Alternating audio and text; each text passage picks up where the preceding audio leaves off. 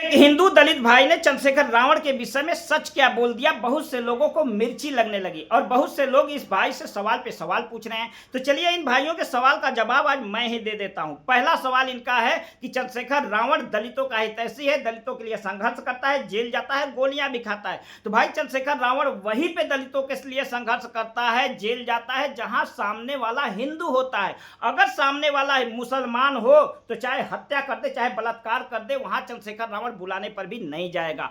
अभी दिल्ली में जो तरुण दलित को मुसलमानों ने पीट पीट कर मार डाला, वहां के दलित चंद्रशेखर रावण को बुलाते रह गए, लेकिन वहां पे चंद्रशेखर रावण जाना तो दूर एक शब्द भी नहीं बोला। तो क्या वहां दलितों को इंसाफ नहीं मिला? अरे वहां बुलडोजर भी चला, वहां गिरफ्तारी भी हुई, वहां तुरंत इंसाफ मिला। तो ये भ्रम निकाल दो कि चंद्रशेखर रावण रहेगा तभी इंसाफ मिलेगा दलितों को। और दूसरा ये कह रहा है कि यहाँ पे ब्राह्मणों ने स्तन ढकने का अधिकार नहीं दिया था महिलाओं को। भाई जिस समय की तुम बात कर रहे हो उस समय यहाँ देश में मुगलों का शासन था, और तुम स्तन ढकने की बात कर रहे हो उस समय यहाँ तो महिलाएं जिंदा आग में जल करके अपनी जीवन लीला समाप्त कर लेती रही थी मुगलों के आतंक से।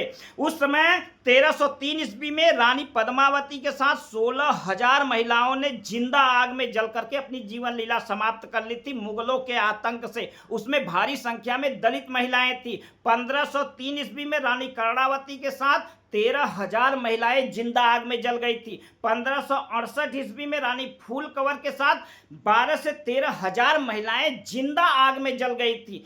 हजारों नहीं लाखों घटनाएं हैं जहां जिंदा आग में महिलाएं जल रही थी। इसमें भारी संख्या में दलित महिलाएं थी। इतना आतंक और अत्याचार मुसलमानों का था, लेकिन तुम स्तन ढकने की बात कर रहे हो, लाखों महिलाएं तो भैया जिंदा आग में जल गई। और दूसरी तरफ ये कहता है कि क्या ब्राह्मण तुमसे अपनी बेटी ब्याह देंगे? अरे भाई ब्राह्मणों ने बाबा भीमराव अंबेडकर को देश तो देश विदेशों तक पढ़ाया, अपना सरनेम दिया ब्राह्मण अंबावाटकर, और उनसे अपनी बेटी का भी ब्याह कराया।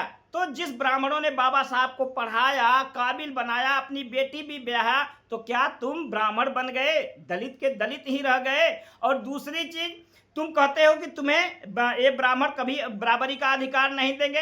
अरे जिस राम मंदिर के निर्माण को लेकर तुम पानी पी पी कर कोसते रहे, वहां हॉस्पिटल और स्कूल बनवाने की बात करते रहे, उसी राम मंदिर में जितने भी पुजारी हैं, नेट पे सर्च कर लेना, गूगल में सर्च कर लेना, वहां ब्राह्मणों के साथ बराबरी में दलितों को भी अधिकार दिया गया है। वहां 2 दलित पुजारी हैं जो ब्राह्मणों के साथ मिलकर के वहां पूजा कराते हैं, ब्राह्मणों के बराबरी का उन्हें सम्मान मिला है। और तुम ये भी सर्च कर लेना, ये भी सर्वे कर लेना कि उस राम मंदिर में दलितों का योगदान कितना है, चंदा कितना दिया। ब्राह्मणों ने तो तुम्हें बराबरी का दर्जा दे दिया, वहां पुजारियों में 2 दलितों को पुजारी बना दिया, लेकिन तुमने चंदा कितना दिया, बल्कि उल्टा विरोध किया।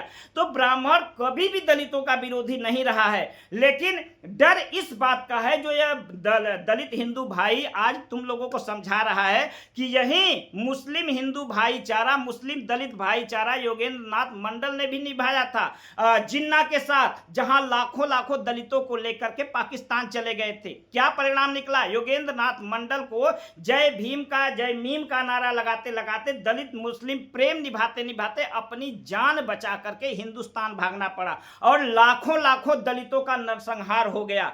तो भैया कहीं वह इतिहास न दोहराया जाए, कहीं मुस्लिम दलित प्रेम में लाखों लाखों जो दलितों का नरसंहार हुआ, बलि चढ़ गए, कहीं फिर इतिहास न दोहराया जाए, इसीलिए यह भाई आज तुम्हें समझा रहा है। लेकिन तुम्हें समझ में आए ना आए, लेकिन इतिहास ठीक ठाक से पढ़ लेना कि इतिहास में आतंक और अत्याचार किसका रहा, ब्राह्मणों का या मुसलमानों का। जय मजदूर, जय किसान, जय जय हिंदुस्तान।